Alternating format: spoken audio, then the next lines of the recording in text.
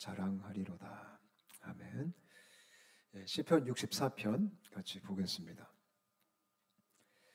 이 시편 또한 정확하게 어느 시기에 다윗이 썼는지는 잘 모릅니다. 그러나 많은 학자들이 추측을 해보는 것은 이것 또한 사울 아니면 압살롬 때 다윗이 힘든 시기에 고백했던 시라고 이야기를 하고 있습니다. 다윗은 원수가 되게 많았습니다. 주변에. 시편을 보면 나의 원수가 이런 얘기를 참 많이 합니다. 어찌 보면 우리도 그다지 다를 바가 없는 것 같아요. 그죠? 우리도 나름대로 우리가 원수로 생각하는 것들이 각자 다르게 있을 수도 있습니다. 어떤 사람들은 그냥 무자비한 환경이 또 상황이 나의 원수처럼 다가올 수도 있고요. 또 어떤 사람들은 이 관계 안에서 원수처럼 다가오는 관계 또한 있을 겁니다. 한번 생각해 보셨으면 좋겠어요. 여러분의 원수는 누구이십니까? 이 다윗의 시편들을 가만히 보면 우리가 좀 추측해 볼 수 있는 게 원수가 그렇게 멀리 있는 사람은 아니다라는 것입니다. 혹시 여러분의 원수는 김정은이십니까? 물론 우리나라의 주적인 북한 원수다라고 말할 수도 있겠죠. 사실 김정은 하면 우리가 이를 바득바득 갈 정도로 자다가도 벌떡 일어나서 분해가지고 그런 존재는 아니죠. 그냥 김정은은 우리나라의 입장에서 보면 그냥 북한의 또 아주 질이 안 좋은 사람이기 때문에, 그러나 그다지 우리한테 원수로 다가오진 않아요. 상당수의 경우는 원수는 멀리 있지 않습니다. 원수는 가까이 있습니다. 다윗 같은 경우는 원수가 장인 어른이었습니다. 그리고 원수가 아들이었습니다. 그리고 다윗은 그들을 죽이려고 하지도 않았습니다. 오히려 그들을 보호했고, 특히 압살롬은 제발 죽이지 말아달라고. 그리고 압살롬이 죽었을 때는 그렇게 또 슬퍼했죠.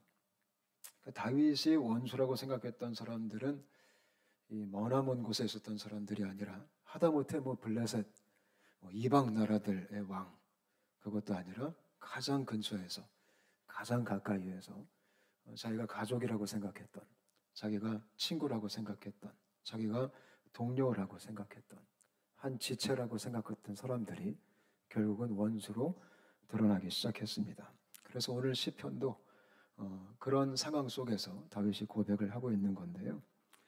이런 원수의 공격과 두려움 속에서 어떻게 해야 될지 오늘 말씀이 잘 설명하고 있습니다. 우리 1절부터 2절 다시 한번 같이 읽었으면 좋겠어요. 1절과 2절입니다. 하나님이여, 내가 근심하는 소리를 들으시고 원수의 두려움에서 나의 생명을 보존하소서. 주는 악을 꾀하는 자들의 음모에서 나를 숨겨주시고 악을 행하는 자들의 소동에서 나를 감추어 주소서. 이런 힘든 상황 속에 다윗이 가장 먼저 했던 것은 다른 시편도 그렇게 고백하고 있지만 하나님께 기도하는 거였습니다. 하나님께 나아가는 거였습니다. 하나님을 찾는 거였습니다. 그것도 되게 솔직하게 찾아요. 오늘 시편 64편 1절 2절을 보니까 원수의 두려움에서, 다윗도 두려웠던 겁니다. 무서웠던 겁니다. 우리는 다윗 그러면 용맹스러운 용감한 전사다, 물론 그런 면도 없지 않아 있지만 다윗도 이런 위기 속에 두려웠던 거죠. 그래서 하나님께 두렵다라고 고백을 합니다. 근심하는 소리를 들으시고, 다윗도 걱정이 충만했고 근심스러웠고, 물론 겉으로는 그렇게 티를 내지 않았을 수도 있어요. 책임감이 있었기 때문에. 그러나 하나님 앞에서는 솔직하게 이렇게 나아갔습니다. 저는 저와 여러분이 하나님 앞에 솔직하게 나아갔으면 좋겠습니다. 가끔은 사람들 앞에서 우리는 그렇게 못할 때가 있습니다. 부모님들을 생각해 보세요. 부모님들이 자녀들 앞에서 힘들어 죽겠다, 그런 말 잘 안 하죠. 저도 생각해 보면 저희 아버지나 저희 어머니가 제 앞에서 힘들다, 어렵다, 특히 저희 아버지가 그런 말씀하는 건 전 한 번도 들어본 적이 없습니다. 그렇다고 저희 아버지가 안 힘들었을까요? 힘든 일이 전혀 없었을까요? 아니겠죠. 엄청 많았겠죠. 근데 제 앞에서는 그런 얘기를 한 번도 안 하셨어요. 그러나 하나님 앞에서는 할 수 있어야 됩니다. 우리가 사람들 사이에서는 각자 위치도 있고 또 주어진 자리도 있기 때문에 때로는 솔직하게 아픔을 우리가 드러낼 수 없다 할지라도 다윗처럼 하나님 앞에서는 숨김없이 나아갈 수 있게 되시기를 바랍니다. 그리고 요청합니다. 주님, 나를 보존하소서, 나를 숨겨주소서, 나를 감추어 주소서라고 얘기합니다. 여러분, 어떤 상황 속에 있든지 하나님께 나아갈 수 있게 되시기를 축복합니다. 3절과 4절 한번 같이 읽어볼까요? 시작. 그들이 칼같이 자기 혀를 연마하며 화살같이 독한 말로 겨누고 숨은 곳에서 온전한 자를 쏘며 갑자기 쏘고 두려워하지 아니하는도다. 이 3절과 4절은 악한 자들의 특징에 대해서 말을 하고 있어요. 특징이 뭐냐면 크게 제가 이 3절, 4절에 나온 특징 두 가지로 좀 정리를 했는데, 첫 번째는 말로 공격합니다. 이게 악한 자들의 특징입니다. 말로 공격한다는 겁니다. 근데 그것도 어떤 말을 하냐면 이 후벼 파는 말을 합니다. 쏘아 붙이는 말을 합니다. 화살같이 독한 말이다라고 표현합니다. 화살같이 겨누고 아주 악한 말을 한다. 똑같은 말을 해도 마음을 상하게 하는 말이 있습니다. 이 사람의 감정을 공격하는 말들이 있습니다. 그게 악한 자들의 특징이다라고 얘기합니다. 또 두 번째 특징은 4절을 보니까 숨은 곳에서 한다. 앞에서는 안 합니다. 근데 뒤에서 한다라는 겁니다. 그게 지금 다윗이 겪고 있었던 아픈 상황이었습니다. 앞에서는 말을 못하지만 뒤에서 숨어서 계속 화살을 쏘고 있다. 그렇게 얘기를 합니다. 요즘 한국도 보면 굉장히 힘든 상황이죠. 그죠? 정치적으로 굉장히 혼란스럽고 이 나라의 상황을 보면 굉장히 좀 걱정스럽습니다. 선동과 선동과 이런 여러 가지 악한 말들, 또 쏙 뒤에 숨어버리는, 특히 요즘은 이 댓글, 이거 보면은 이 댓글창에서 활동하는 악한 자들이 참 많은 것 같아요. 특별히 댓글은 또 익명이잖아요. 그러니까 자기를 드러내지 않습니다.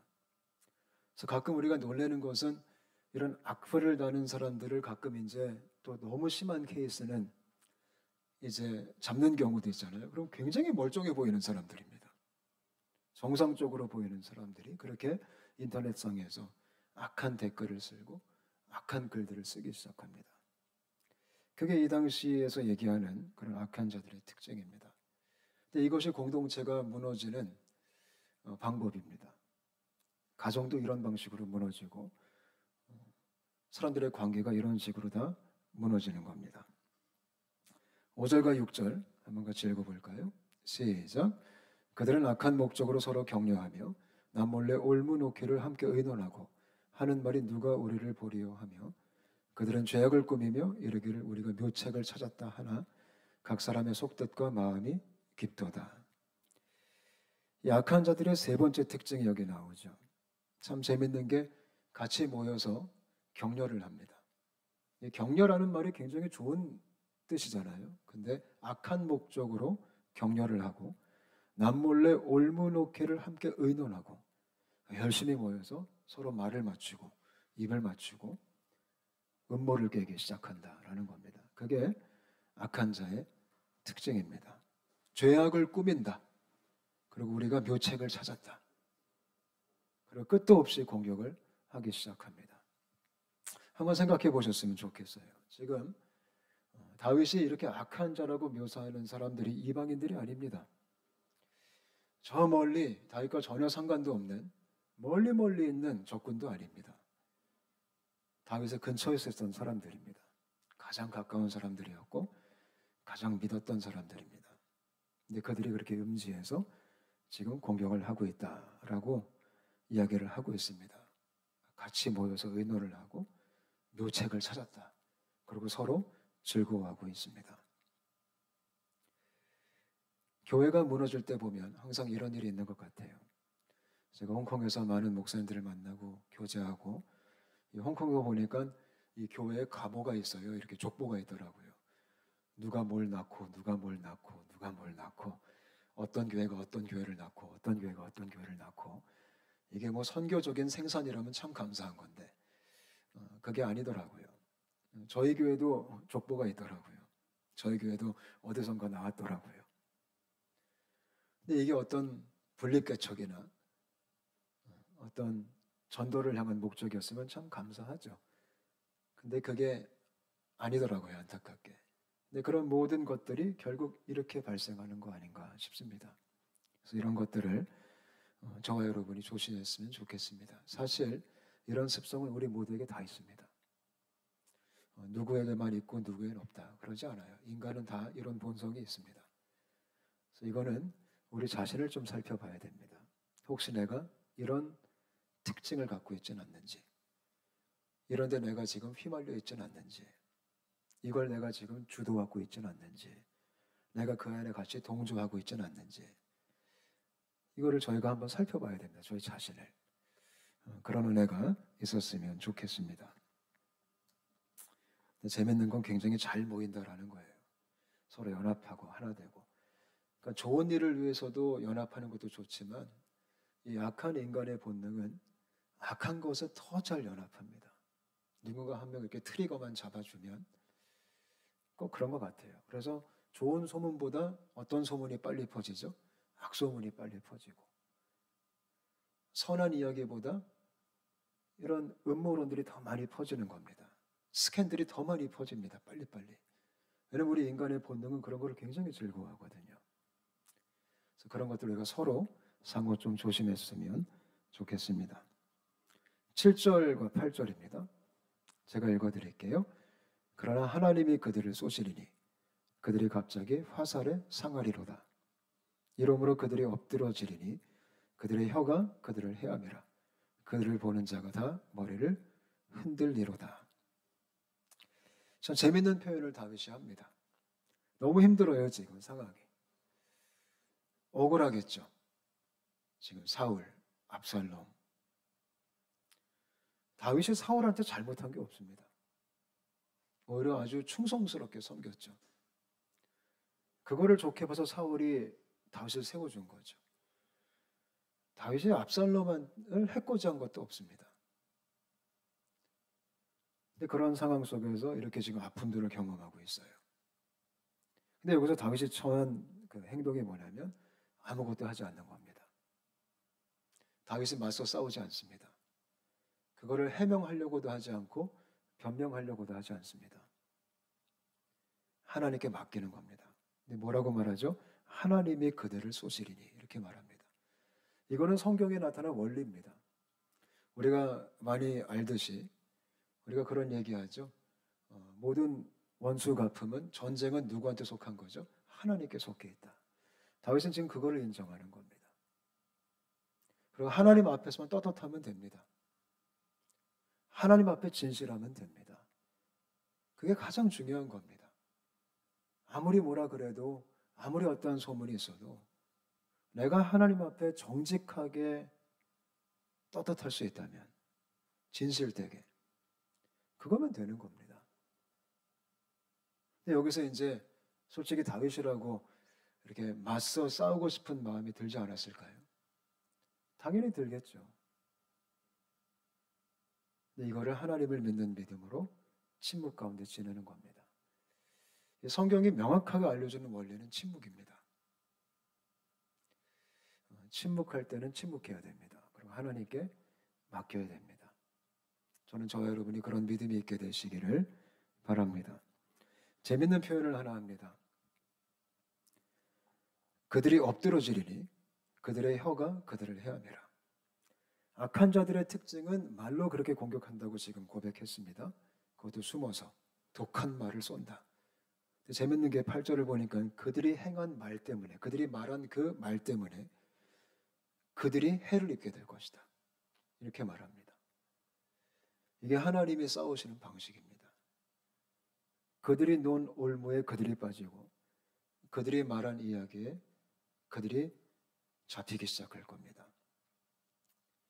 우리도 살다 보면 이런 경우를 많이 당할 때가 있을 거예요.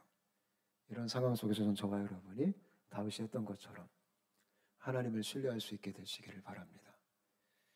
그게 쉽지는 않지만 하나님을 믿음으로 바라봤으면 좋겠습니다. 9절과 10절입니다. 제가 읽어드릴게요. 모든 사람이 두려워하여 하나님의 일을 선포하며 그의 행하심을 깊이 생각하리로다.